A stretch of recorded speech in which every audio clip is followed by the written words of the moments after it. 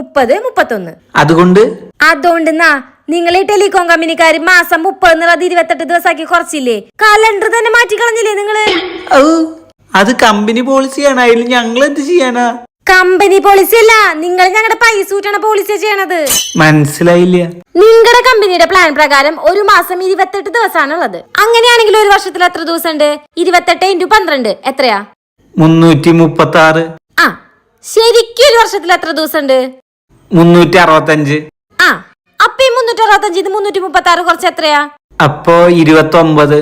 ആ, 29. ഇപ്പൊ ഒരു മാസം കൂടിയില്ലേ? നിങ്ങളുടെ കണക്ക് പ്രകാരം ഇപ്പൊ 13 മാസായില്ലേ? ഇനി പറ, വർഷത്തിൽ എത്ര മാസം ഉണ്ട്? 12, 13? 13. ആ, ഞങ്ങള് 13 മാസം റീചാർജ് ചെയ്യുമ്പോ നിങ്ങളും 13 മാസം ശമ്പളം വാങ്ങുന്നേ. എന്തിനാ മടിച്ചിക്കണേ?